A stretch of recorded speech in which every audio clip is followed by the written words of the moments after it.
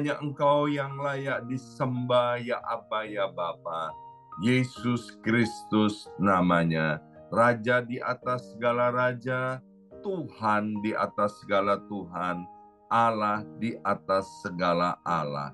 Mari kita berdoa bersama-sama. Ulangi seperti apa yang saya ucapkan. Bapa kami yang ada di dalam surga, dikuduskanlah namamu. Datanglah kerajaanmu, jadilah kehendakmu di bumi ini seperti di dalam surga. Bapa yang baik, berikanlah kami pada hari ini rezeki yang menjadi bagian kami secukupnya, cukup untuk memberikan pinjaman kepada banyak bangsa, sedangkan kami sendiri tidak punya pinjaman, cukup untuk menjadi saksi Tuhan, mulai dari Yerusalem, Yudea, Samaria, sampai ke ujung-ujung bumi. Cukup untuk menjadikan semua bangsa murid Kristus dan membaptis mereka dalam nama Yesus. Terima kasih Bapa untuk rezeki yang secukupnya, dan ampunilah dosa-dosa kami, ampunilah kesalahan kami, seperti kami pun mengampuni orang-orang yang bersalah kepada kami. Dan janganlah masukkan kami ini ke dalam pencobaan, tetapi bebaskanlah kami dari segala yang jahat. Sebab Engkaulah yang empunya kerajaan, kuasa, dan kemuliaan sampai selama-lamanya. Dalam nama Tuhan Yesus, kami sudah berdoa. Haleluya, haleluya. Mari Bapak Ibu sekalian, sekarang kita bersama-sama secara serempak dan serentak kita akan menggemakan Mazmur 91 dengan suara yang keras, dengan suara yang lantang, dari tempat kita masing-masing. Alkitab berkata, mati dan hidup dikuasai oleh lidah, siapa suka menggemakannya akan memakan buahnya. 2, 3, Mazmur 91. Orang yang duduk dalam lindungan yang maha tinggi dan bermalam dalam naungan yang maha kuasa akan berkata kepada Tuhan, tempat perlindunganku dan kubu pertahananku, Allahku yang kupercayai. Sungguh Tuhanlah yang akan melepaskan aku dari jerat penangkap burung dan dari penyakit sampar yang busuk. Dengan kepaknya, Tuhan akan menudungi aku. Di bawah sayapnya, aku akan berlindung. Kesetiaan Tuhan ialah perisai dan pagar tembok. Amin, amin, amin. Terjadi di dalam nama Tuhan Yesus. Aku tak usah takut terhadap kedahsyatan malam, terhadap panah yang terbang di waktu siang, terhadap penyakit sampar yang berjalan di dalam gelap, terhadap penyakit menular yang mengamuk di waktu petang. Walau 1.000 orang rebah di sisiku dan 10.000 di sebelah kananku, tetapi itu tidak akan menimpa aku. Aku hanya menontonnya dengan mataku sendiri dan melihat pembalasan terhadap orang-orang fasik. Sebab Tuhan ialah tempat perlindunganku, yang maha tinggi telah kubuat tempat perteduhanku. Amin, amin, amin. Terjadi di dalam nama Tuhan Yesus. Malapetaka tidak akan menimpa aku, dan tulah tidak akan mendekat kepada kemahku. Sebab malaikat-malaikat Tuhan akan diperintahkan oleh Tuhan kepadaku untuk menjaga aku di segala jalanku. Para malaikat Tuhan akan menatang aku di atas tangannya, supaya kakiku jangan terantuk kepada batu. Singa dan ular tedung akan aku langkai. Aku akan menginjak anak singa dan ular naga. Amin, amin, amin. Terjadi di dalam nama Tuhan Yesus. Sungguh hatiku melekat kepada Tuhan, maka Tuhan akan meluputkan aku, Tuhan akan membentengi aku, sebab aku mengenal nama Tuhan. Bila aku berseru kepada Tuhan, Tuhan akan menjawab. Tuhan akan menyertai aku dalam kesesakan. Tuhan akan meluputkan aku dan memuliakan aku. Dengan panjang umur akan Tuhan kenyangkan aku, dan akan Tuhan perlihatkan kepadaku keselamatan daripadanya. Amin, amin, amin. Terjadi di dalam nama Tuhan Yesus. Terima kasih ya Aba ya Bapa. Sekarang tiba saatnya berbicaralah kepada setiap kami. Kami butuh firman-Mu Bapa. Firman-Mu itu adalah kebenaran. Firman-Mu itu adalah kompas bagi kehidupan kami. Berkati hamba firman-Mu, Ibu Pendeta Hana Istati Rahayu. Dalam nama Yesus, yang siap mendengarkan firman Tuhan, angkat jempolnya ke depan. Katakan amin 3 kali. Amin. Amin. Amin. Amin. Salam kebangkitan, salam penuaian. Semangat pagi.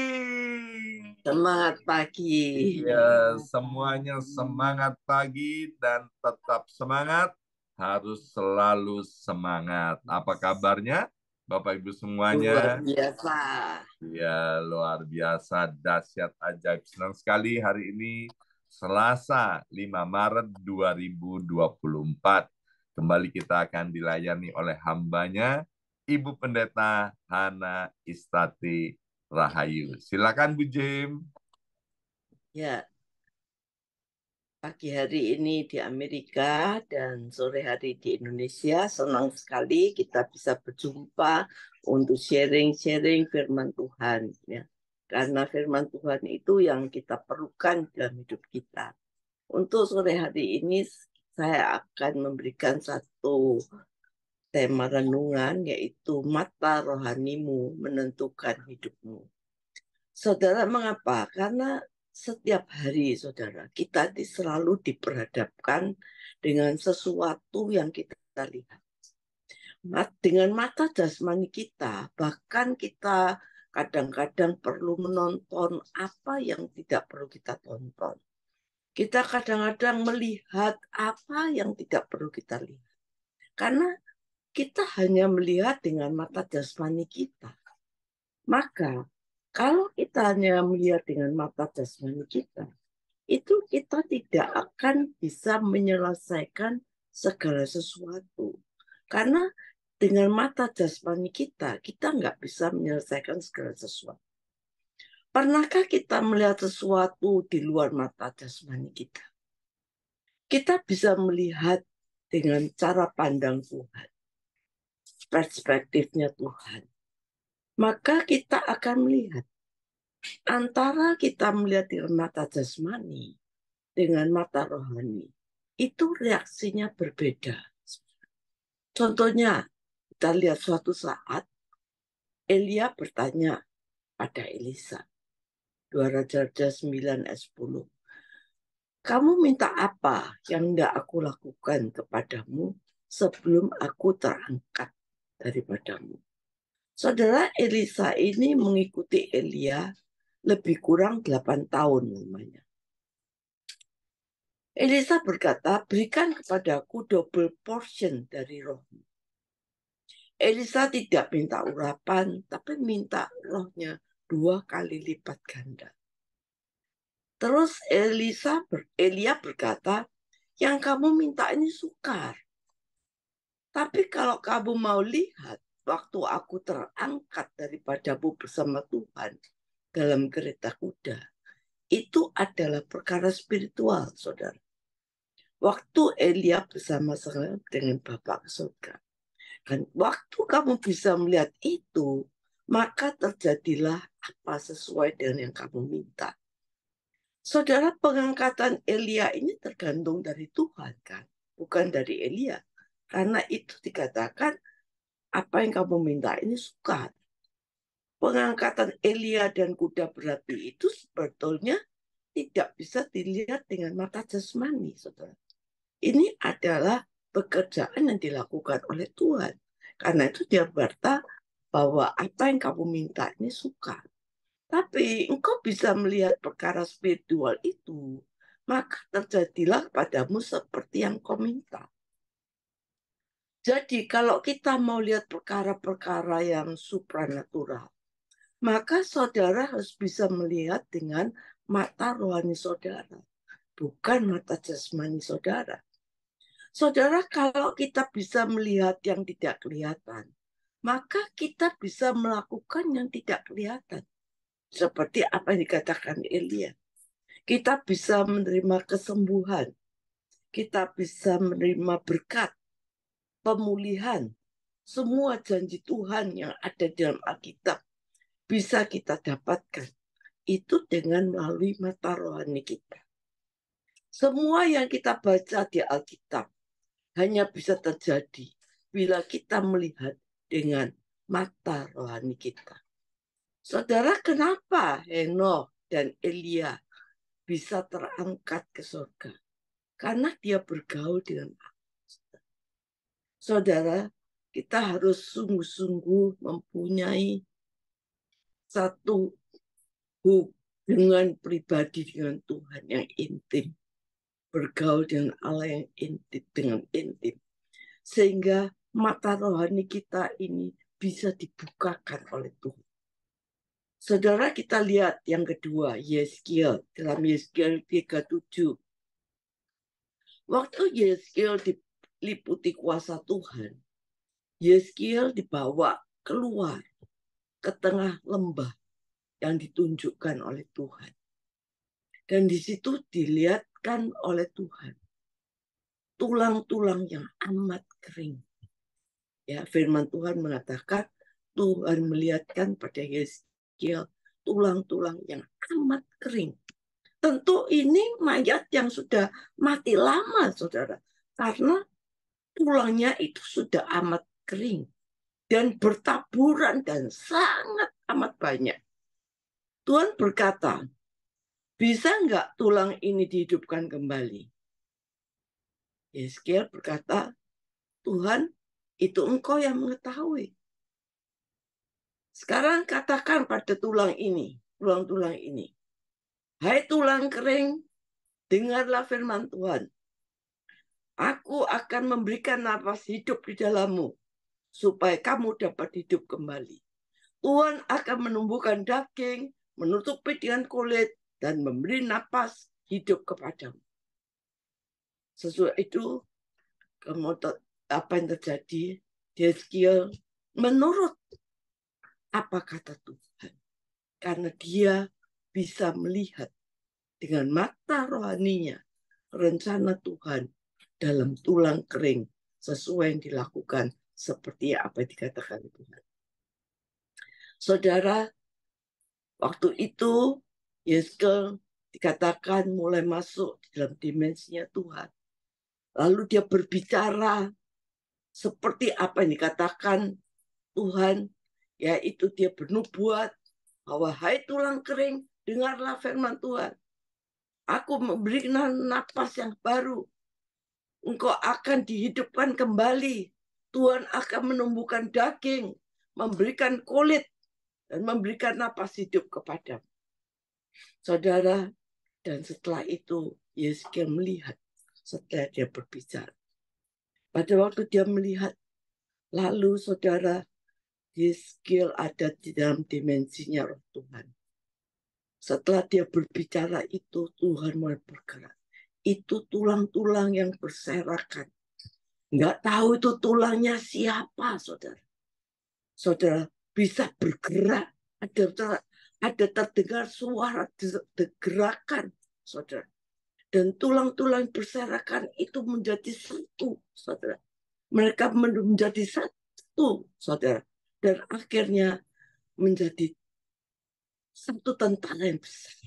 Tulang-tulang itu menjadi bertumbuh, menjejakkan kakinya, sehingga terjadilah satu tentara yang besar dan dahsyat.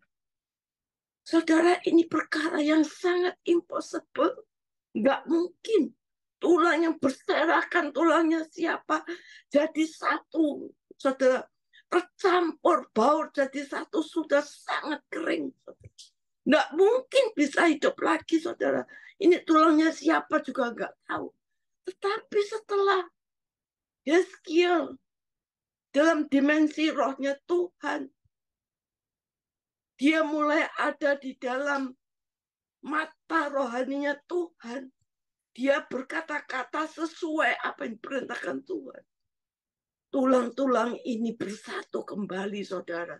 Satu sama lain bersatu kembali. Dan akhirnya diberikan napas hidup dari seluruh penjuru dikatakan. Tuhan memberikan napas hidup. Tulang-tulang ini, saudara, menjejakkan kakinya. Dan dia bangkit menjadi satu tentara yang besar. Saudara, ini apa? Sesuatu yang sungguh-sungguh impossible. Hari ini, apa yang mustahil dalam hidup saudara? Apa yang tidak bisa terjadi dalam hidup saudara?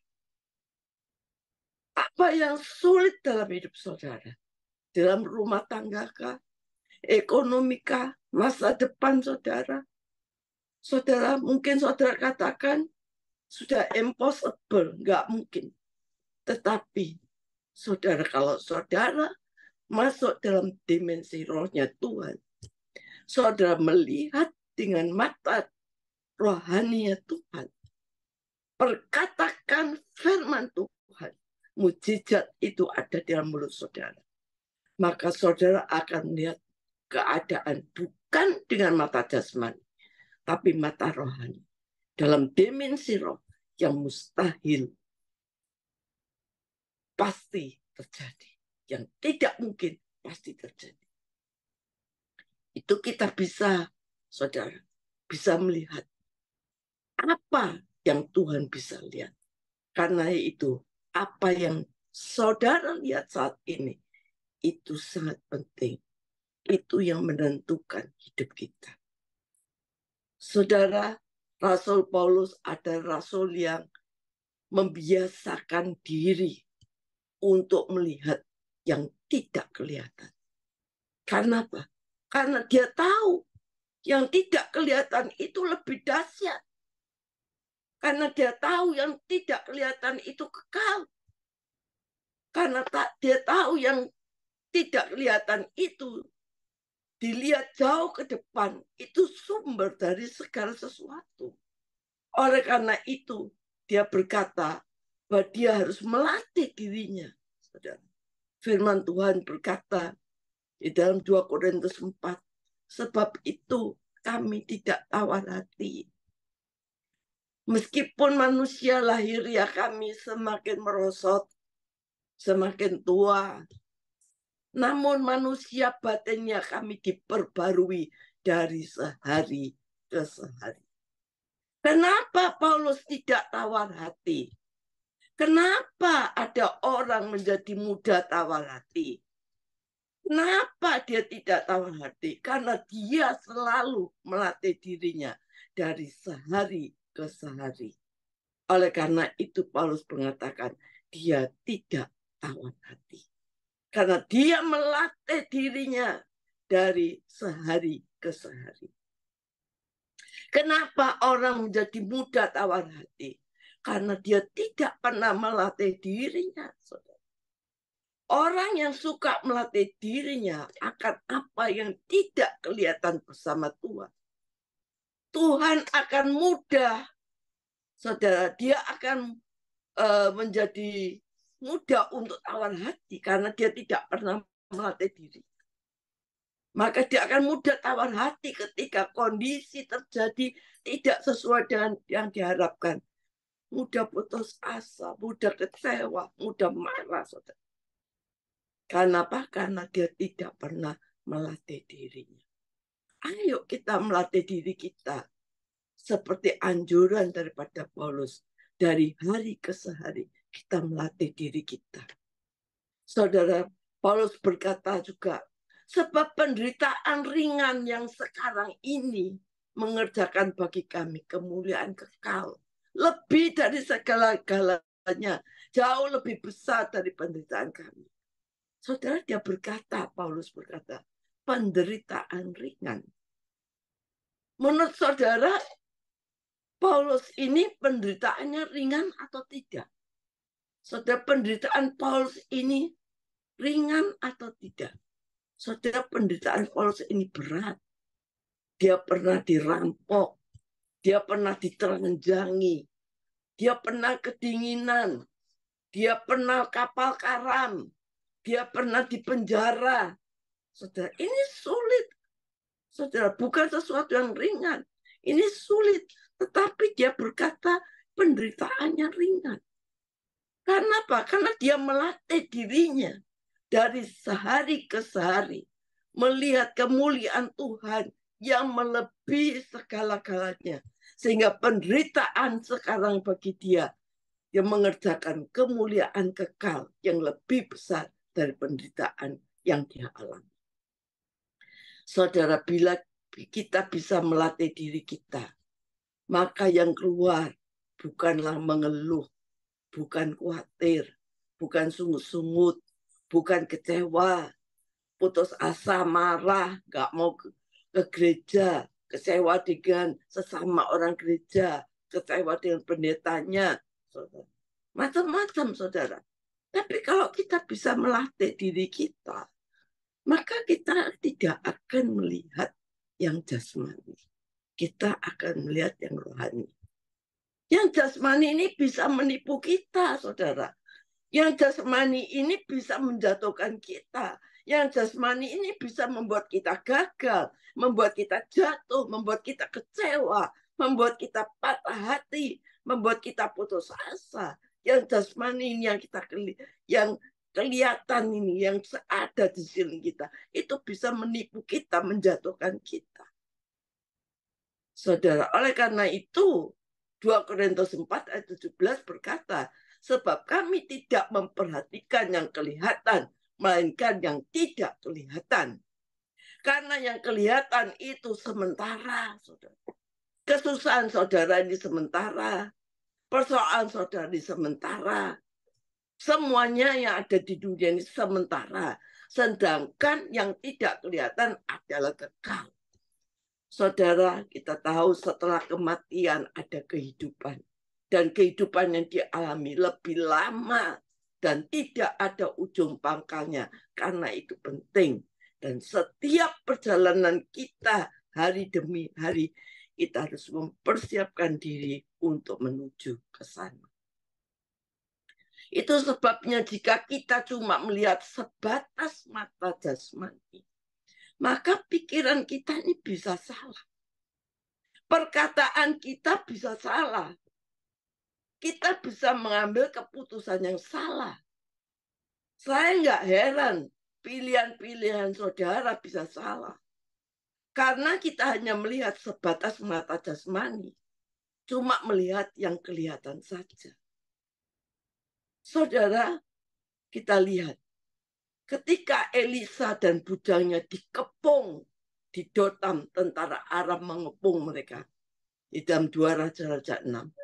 Maka dikirimkannya ke sana kuda serta kereta dan tentara yang besar.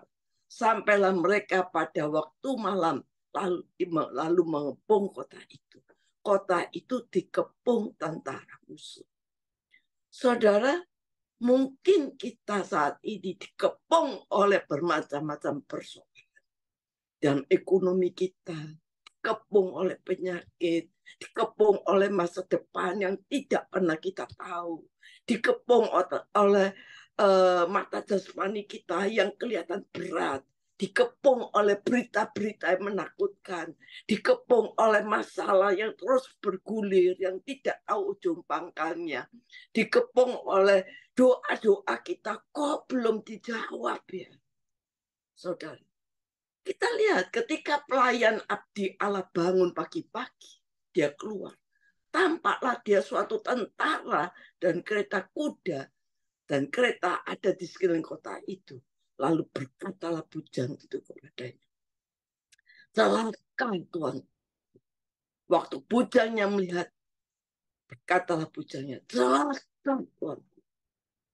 Saudara, rasa takut itu muncul karena reaksi kita melihat apa yang kita lihat dengan mata jasmani. Juga bujang itu berkata, celaka aku. Reaksinya demikian. Karena apa? Karena dia lihat dengan mata jasmani. Apakah yang akan kita perbuat? Saudara, waktu kita panik, kita bereaksi ingin sesuai dengan pikiran kita. Apa ya yang harus kita perbuat? Kalau kita menghadapi sesuatu, kita panik, kita mesti bereaksi. Apa yang harus kita perbuat? Seharusnya kalau kita punya pikirannya rohani, saudara, kita tidak berkata apa yang harus saya perbuat, tetapi kita berkata apa ya yang Tuhan akan berbuat bagi kita. Beda loh saudara. Maka jawabnya jangan takut. Elisa mengatakan jangan takut. Saudara, rasa khawatir kita, rasa gelisah kita, rasa bingung kita, rasa bimbang kita karena melihat mata jasmani. Karena itu Elisa berkata jangan takut. Tapi Elisa bilang jangan takut. Elisa memang lihat. Dia memang lihat dengan mata jasmani. Dia melihat ada kereta berkuda. Dia melihat. Tapi Elisa punya melihat dengan mata yang lain. Elisa tidak melihat dengan mata jasmani sebab dia lebih banyak yang menyertai kita daripada yang menyertai mereka. Dia pakai mata rohaninya dan dia berkata yang menyertai kita lebih banyak daripada yang menyertai mereka.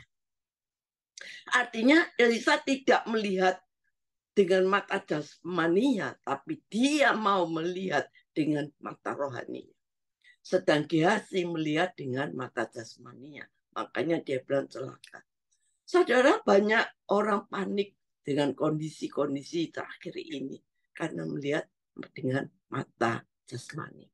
Lalu berdoalah Elisa. Ya Tuhan, bukalah kiranya matanya. Mata siapa? Mata Gehazi itu. Supaya ia bisa melihat.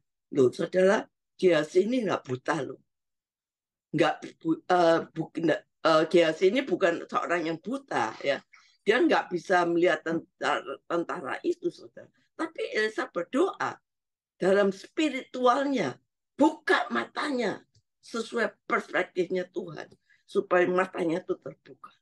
Saudara, ayo kita mau berdoa supaya mata rohani kita semua pagi hari ini terbuka supaya kita bisa melihat ada Allah di balik peristiwa saudara. Maka Tuhan membuka mata bujang itu sehingga ia melihat. Tampaklah gunung penuh dengan kuda dan kereta berapi sekeliling Elisa. Ini adalah tentara Tuhan. Saudara, ini ada kereta yang berapi. Apa yang dilihat Elisa dan apa yang dilihat Gehazi tidak sama, walaupun objeknya sama. Saudara, kita juga lihat bagaimana Saul yang dilihat Saul itu sama ya dengan yang dilihat Daud, yaitu Goliat yang besar. Tapi cara pandang perspektif mereka tidak sama. Saul melihat dengan mata jasmani seorang yang besar, gagah perkasa, yang jago perang dan sebagainya. Sedangkan Daud melihat tidak dengan mata jasmaninya, tapi dengan mata rohaninya. Kalau dulu Tuhan pernah tolong saya, maka Tuhan bisa tolong saya mengalahkan orang Filistin ini. Saudara, makanya jangan sampai kita ini punya reaksi yang salah dalam waktu-waktu ini. Bahkan dari waktu ke waktu ya. Jangan sampai kita tuh melihat dengan mata jasmani sehingga kita tuh mudah sekali bersungut-sungut, kecewa, cemas, ragu. Saudara, karena kita tidak melatih mata spiritual kita. Hingga reaksinya tuh pasti beda, saudara. Waktu reaksi kita salah, saudara. Kita melihat mata jasmani. Sehingga reaksi kita itu salah. Itu, saudara, berat loh risikonya. Mempengaruhi hubungan kita dengan Tuhan. Hubungan kita dengan Tuhan menjadi bermasalah. Kalau reaksi kita salah, hubungan kita dengan Tuhan bermasalah. Kita bisa menyalahkan Tuhan. Hubungan kita dengan sesama juga bisa ada masalah. Hubungan kita dengan diri kita sendiri juga bermasalah. Karena apa? Kita pakai mata jasmani. Reaksi kita salah. Hubungan dengan Tuhan bermasalah. Hubungan dengan sesama manusia bermasalah. Hubungan dengan diri kita sendiri juga bermasalah. Oleh karena itu, ayo saudara, dari waktu ke waktu kita mau belajar. Satu hari Yesus pernah berkata kepada muridnya, anak manusia akan mati dan bangkit pada hari ketiga. Saudara, reaksi Petrus bilang apa? Oh, itu tidak akan terjadi dengan engkau.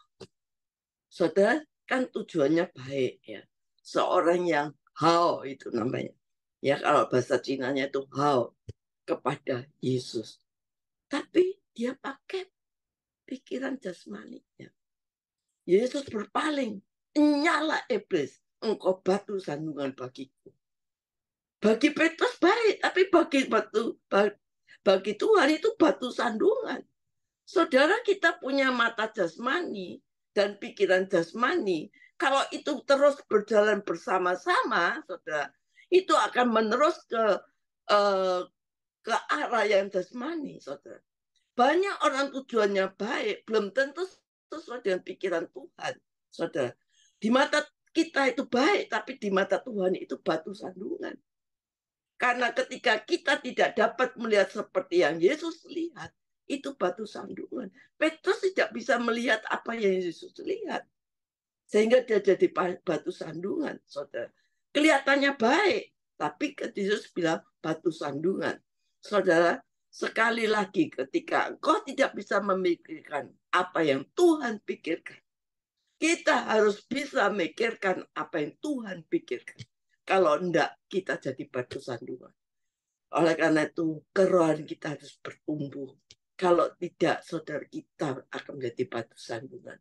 Kita harus melihat apa yang Tuhan lihat. Pandangan kita harus sama dengan firman. Kalau enggak, maka apa yang kita pikir beda dengan yang Tuhan pikir. Mau sampai kapan kita tidak akan bisa masuk dalam kebenaran.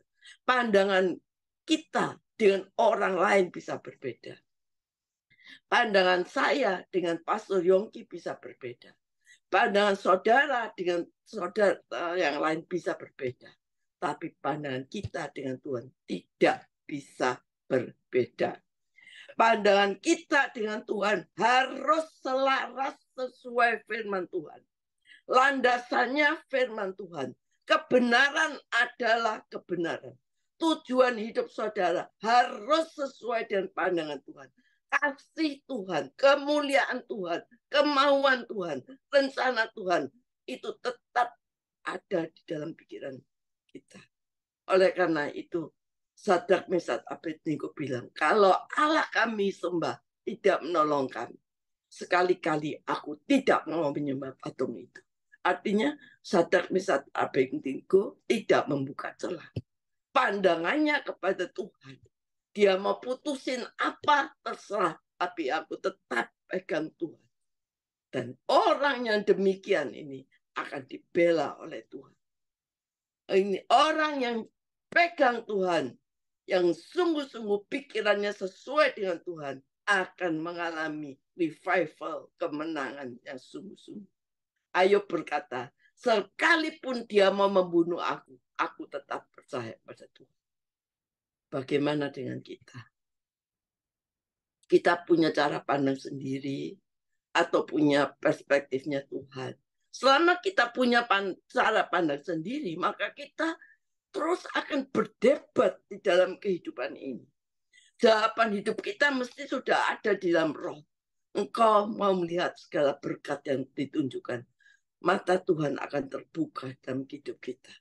Saudara, minta Tuhan buka mata rohani kita. Saudara, 1 Korintus 13, pencobaan yang kamu alami itu biasa. Kadang-kadang ada orang yang konseling. Loh, Budim nggak ngerti ya masalahku. Masalahku ini luar biasa. Karena dia pakai perspektifnya dia. Tetapi kalau kita lihat perspektifnya Tuhan, pencobaan yang kamu alami itu biasa. Karena itu saudara jangan andalkan manusia. Saudara andalkan manusia bisa kecewa. Termasuk saudara andalkan anak saudara. Puji Tuhan saya mempunyai anak-anak yang mengasihi saya. Jangan andalkan manusia. Kita lihat Daud bagaimana dia membesarkan anaknya Salomo. Tapi di hari tuanya justru Salomo anak yang dikasih mau membunuhnya. Saudara, hidupmu andalkan Tuhan. Mengapa Tuhan mengatakan kita harus mengandalkan Tuhan? Masa depan kita tuh ada di dalam tangan Tuhan. Bukan di tangan manusia. Saudara, bukan di tangan istrimu, bukan di tangan suamimu, bukan di tangan anakmu. Hidup kita ada di tangan Tuhan. Andalkan Tuhan. Karena apa? Karena Dia Tuhan yang tidak pernah bisa berubah sekarang dan sampai selama-lamanya. Itu yang membuat kita tidak mudah kecewa. Saudara, oleh karena itu latih diri kita dari hari ke hari. Kita harus mengalami Tuhan di dalam hidup kita. Saudara, kalau kita mengalami Tuhan dalam hidup kita pasti diubahkan. Satu kali Sakyus seorang yang tahu tentang Tuhan. Dia orang berdosa. Pengen lihat Tuhan. Naik di atas pohon. Yesus mengatakan, Sakyus turun. Aku mau ke rumahmu. Di rumahnya Sakyus, Yesus tidak menjudge. Kamu orang berdosa enggak? Dengan penuh kasih. Dipeluknya, dirangkulnya. Saudara. Dan saat itu, Sakyus berubah. Karena dia mengalami perjumpaan dengan Tuhan. Saudara, oleh karena itu, ayo saudara, hidup kita pasti berubah. Kalau kita sungguh-sungguh hidup di dalam rencananya Tuhan. Amin.